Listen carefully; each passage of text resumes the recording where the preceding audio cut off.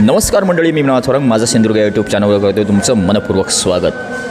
आज आपण आपल्या सिंधुदुर्ग जिल्ह्यातील सावंतवाडी तालुका आणि या सावंतवाडी तालुक्यातील कोलगाव या गावी म्हणजे शैक्षणिक क्षेत्रात एक गुणवंतापूर्ण नामांकित CBSE पॅटर्नयुक्त शाळा स्टेपिंग स्टोन ग्लोबल स्कूल या ठिकाणी आत्ता आपण आहोत. आणि याच प्रशालेची विद्यार्थिनी जिनं क्रीडा क्षेत्रामध्ये आपलं नावलौकिक केलं आहे, कोणकोणत्या स्तरावर तिनं कशा रीतीने यश संपादन केले, काय ह्या यशाचा मार्ग आहे, प्रवास कशा रीतीने केला आहे, हे सगळं आजच्या तिच्या या मुलाखतीच्या माध्यमातून आपण जाणून घेणार आहोत. सुरुवातीला आपण तिची ओळख करून घेऊया.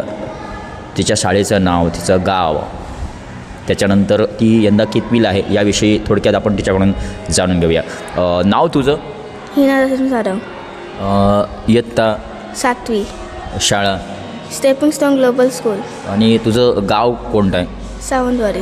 सावंतवाडीतीलच ही सिंधू कन्या आहे. आणि या ठिकाणी आज नेमकं तिनं क्रीडा प्रकारात कोणत्या प्रकारात यश संपादन केले हे आपण तिच्याकडून जाणून घेतो आहे. शालेय स्तरावरती विविध स्पर्धा आयोजन करण्यात येतात. त्यातील जो क्रीडा प्रकार आहे, ज्या क्रीडा प्रकारात तुला यश संपादन झालं आहे, यश मिळालं आहे, कोणत्या क्रीडा प्रकारात तू सहभाग घेतलेलास? म्हणजे which sport? Powerlifting. Power lifting. मग ह्या तू लिफ्टिंगमध्ये, पॉवर लिफ्टिंगमध्ये तू सहभागी झालीस त्यावेळी जी सुरुवात आहे तुझी बालपणापासून किंवा कितवीपासून तू या क्षेत्रामध्ये आली, काय सांगशील? 2024पासून चालू केलेली पावरलिफ्टिंगची प्रॅक्टिस जेव्हा 5वीत होती. इयत्ता 5वीमध्ये असताना तिनं हे चालू केलं आहे. आणि हे सुरू करत असताना, इयत्ता 5वीमध्ये असताना तू पॉवर लिफ्टिंगमध्ये जॉईन झालीस. कशी काय सुरुवात केली? प्रेरणा कुठून मिळाली? मोटिवेशन कसं मिळालं? आणि कोणी तुला सांगितलं की ह्या क्षेत्रामध्ये तुला यायचं आहे? माझ्या मम्मी पण पावरलिफ्टिंग करायची. नंतर ती सांगायची मला कर म्हणून, पण माझं मन व्हायचं नाही. नंतर मम्मीच बोलली कर म्हणून पावरलिफ्टिंग 2026मध्ये. नंतर मी चालू केलं. 2026मध्ये या ठिकाणी तू हे चालू केलंस. आणि त्याच्यानंतर तुला जे हे पॉवर लिफ्टिंगचं जे प्रशिक्षण आहे, क्लास किंवा जे काही अकॅडमी जॉईन वगैरे करावे लागते, कोणत्या प्रशिक्षकाकडे तू मार्गदर्शन घेतलं आहे? सौरभ वारंग सर म्हणून आहेत, त्यांच्याकडे मी घेतलं. त्यांचं जिमचं नाव बीच लोकर फिटनेस जिम आहे. आणि त्यांनी तुला आजपर्यंत हे कोणत्या स्तरावर गेली आहेस तू? पावरलिफ्टिंग. कोणते, which level? 3rd level. 3rd लेवलला. म्हणजे आता तू राज्यस्तरासाठी निवड झालेली आहे तुझी. तर ह्यासाठी तुला जे मार्गदर्शन आहे, गायडन्स आहे, तो सरांचा कसा लाभला तुला आणि इतर कोणाकोणाचा लाभला, काय सांगशील? समजलं ना? म्हणजे हे सगळं तू करते, गायडन्स कोच तुझे आहेत, ते कशा रीतीने मार्गदर्शन कारण एवढ्या लेवलला जाणं म्हणजे त्याला भरपूर तयारी करून घ्यावी लागते. मग सरांनी कसं काय तुझ्यावर भरवसा ठेवला आणि केली? जे माझं वजन उचलायचं त्यांनी मला उचलायला लावलं आणि तशी मी सिलेक्ट झाली. आणि नंतर मी खेळायला गेली आणि आता मी स्टेटला सिलेक्ट झाली आहे. ते उचलायला सांगतेस तू, साधारणतः किती वेट सुरुवातीपासून उचलायचा सुरुवात केलीस तू? पावरलिफ्टिंगमध्ये 3 प्रकारचे असतात, एक स्क्वॉट, बेंच आणि डेडलिफ्ट. स्क्वॉटमध्ये मी 45 उचलते, बेंचमध्ये मी 25 उचलते आणि डेडलिफ्टमध्ये मी 55 उचलते. मग ही तुझी निवड झाली राज्यस्तरावर, स्टेट लेवलला, कसं काय वाटतं आहे तुला? तुझ्या काय फिलिंग्स आहेत? मला खूप आनंद होतो आहे की झाली आहे. आणि मी पहिलं आईबाबाला सांगितलं, मग मी सरांना सांगितलं, मग रिजुल सरांना सांगितलं, प्राची मॅमला सांगितलं की मी निवड झाला आहे माझा. हे तुला राज्यस्तरावर निवड झाल्यानंतर तुला हे जो काय आनंद आहे तो तुझ्या शब्दात तू व्यक्त करण्याचा प्रयत्न केलास. त्याच्यानंतर महत्त्वाचा प्रश्न या ठिकाणी करतो आहे की राज्यस्तरावर निवड झाली म्हणजे सर्वांना तू कळवलं, पण सुरुवातीला पालक, परिवार म्हणजे तुझी फॅमिली, आईबाबा असतील, त्यांना कळवल्यानंतर काय त्यांच्याकडून प्रतिक्रिया जाणवली? कशा कमेंट्स तुझ्याकडे आल्या? ते मला म्हणाले की तू म्हणजे कॉंग्रॅच्युलेशन केलं मला. नंतर त्यांनी मला अभिनंदन केलं, नंतर खूप शुभेच्छा दिली आणि ते बोलले पुढे असंच करत जा, अजून वजन उचलत जा, अजून इंटरनॅशनलला सिलेक्ट होत जा, आणि असं केलं. म्हणजे तुला प्रत्येक लेवलला जाण्यासाठी त्यांचा सहभाग आहे, त्यांचं प्रोत्साहन आहे, मार्गदर्शन आहे.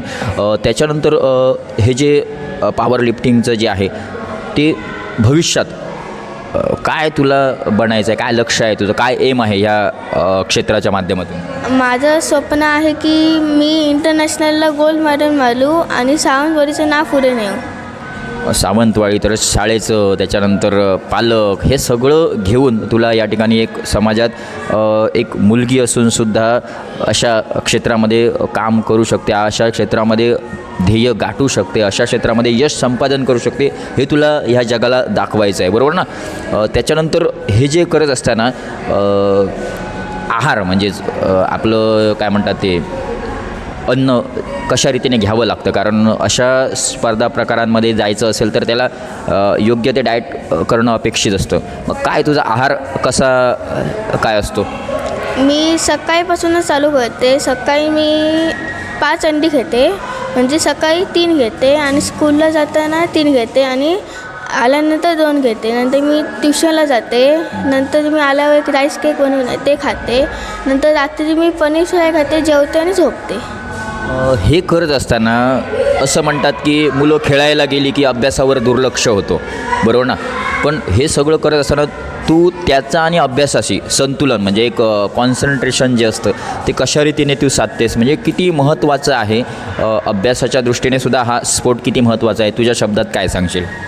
आता मी सकाळची 5 वाजता जिम चालू केली आहे, 5 ते 7:30. नंतर मी स्कूलला जाते, ट्युशन करते, अभ्यास करते, होमवर्क आणि मग होतं माझं सगळं. म्हणजे हे करूनसुद्धा अभ्यास करता येतो.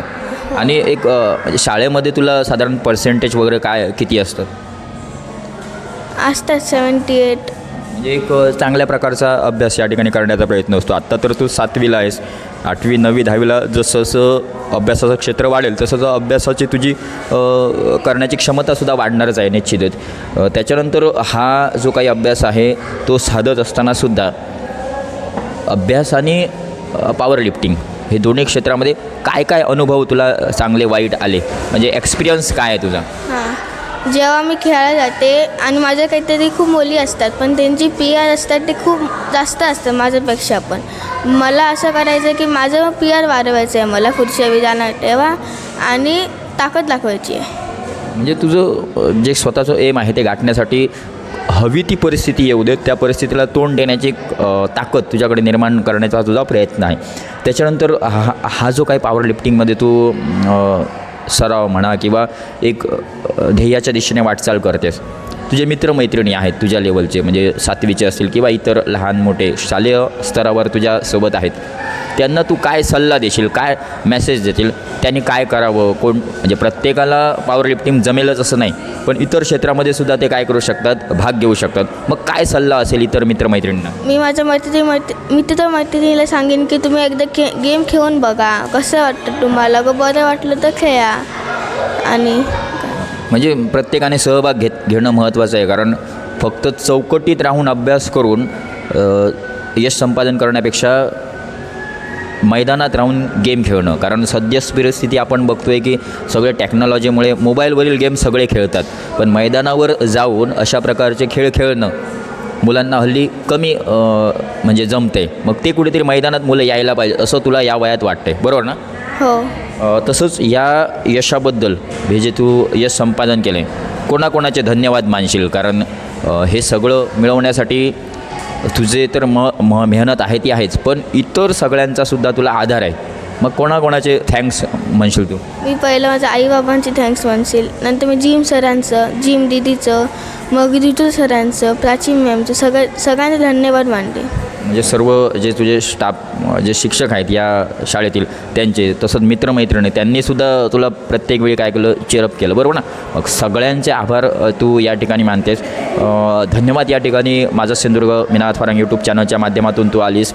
हा जो काही तुझा अनुभव आहे या राज्य लेवलला जाण्यासाठी, राज्यस्तरापर्यंत जाण्यापर्यंतचा जो तुझा प्रवास आहे या ठिकाणी व्यक्त झालीस. तुला या राज्यस्तरासाठी माझा सिंधुदुर्ग मी नाथ फारांग यूट्यूब चॅनलच्या माध्यमातून खूप खूप शुभेच्छा आहेतच. अशीच यशवंत हो, कीर्तिवंत हो आणि या प्रशालेचं नाव म्हणजे stepping stone global school Kolgaon Sawantwadi या प्रशालेचं नाव असंच उज्ज्वल करत राहा, ही या ठिकाणी तुला शुभेच्छा देतो आहे. आणि सर्व रसिकांच्या माध्यमातून तुझ्याशी या ठिकाणी थांबतो आहे. थँक्यू.